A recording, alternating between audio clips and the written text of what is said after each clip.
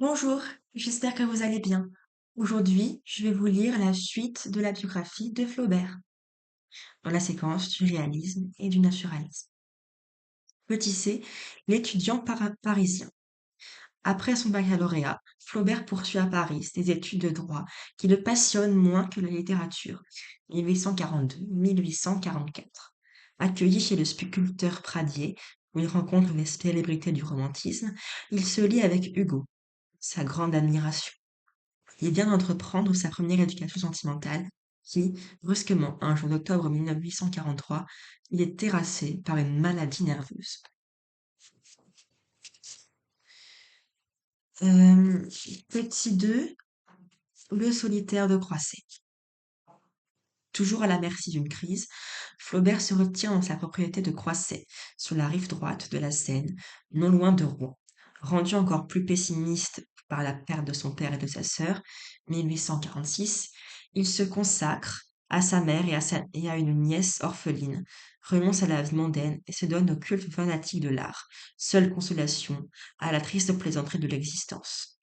Les événements de sa vie seront désormais ses voyages, ses relations avec ses amis, surtout le poète Louis Bouilhet, sa liaison avec Louise Collet, ses correspondances avec cette femme de lettres, nous renseignent sur son travail et ses idées littéraires. Il se consacre désormais à ses romans, composés patiemment, auprès d'un labeur méthodique et acharné. Au retour d'un voyage en Égypte, il passe 53 mois à écrire Madame Bovary. Ce roman lui vaut un procès qui se termine par un acquittement et le rend célèbre, 1857. S'il entreprend un voyage en Tunisie, 1858, c'est pour se préparer à la rédaction des Salammbô, 1862. Enfin, il reprend le projet, 3 fois abandonné déjà, de retracer le douloureux roman de sa passion pour Madame Schlesinger. Il passe 5 ans à rédiger l'éducation sentimentale, 1869, dont l'échec lui cause une immense déception. Repris par cette crise nerveuse, Flaubert aura la douleur de perdre sa mère, 1872, et ses amis les plus chers, Bouilhet, 1869, Sainte-Beuve, 1869, J. de Goncourt, 1870, et George Sand, 1876. Ces dernières années seront encore assombries par l'insuccès de La Tentation de Saint-Antoine, 1874, et de ses essais dramatiques, Le Candidat, 1874. Avec une admirable générosité, il sacrifie toute sa fortune pour sauver sa nièce de la faillite. Les ennuis matériels viennent donc s'ajouter à ses déceptions. Aussi déverse-t-il son amertume dans le roman satirique de Bouvard et Pécuchet, qui lui impose d'écrasantes recherches érudites et qu'il laissera inachevées. Toutefois, quelques satisfactions viennent adoucir ces dernières épreuves. Le recueil des Trois Contes, 1877, est salué unanimement comme un chef-d'œuvre. La jeune génération des naturalistes, groupée autour de Zola, donne un dîner en son honneur. Il a la joie d'assister au succès de son filleul Maupassant, dont il avait encouragé les débuts en le soumettant à une rigoureuse discipline. Confère, page 492. 492,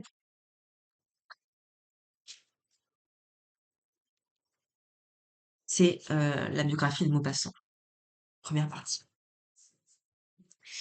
C'est ainsi, écœuré par la sottise bourgeoise et pourtant réconforté par l'influence croissante de son œuvre, que Flaubert meurt subitement en 1880.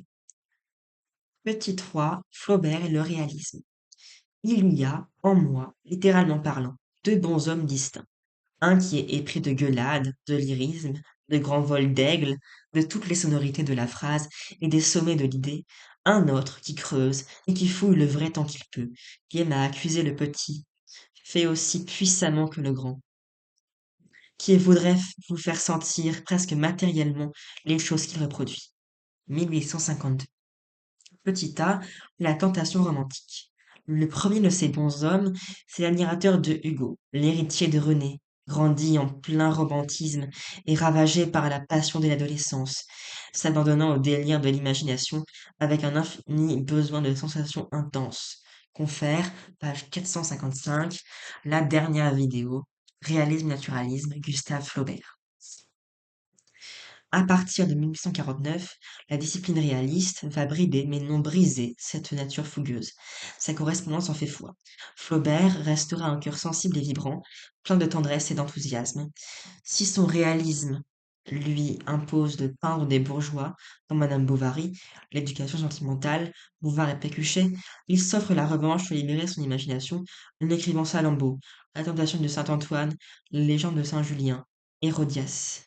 Et même, dans les œuvres bourgeoises, c'est avec une secrète délectation qu'il évoque, fût-ce pour les railler, les élans et les rêves de ses personnages. Confère, page 459, extrait Une jeune fille romanesque, première partie, et troisième partie de la présentation de Madame Bovary et la morale. C'est la même vidéo. Merci d'avoir regardé cette vidéo, et je vous reverrai la suite un autre jour. Au revoir.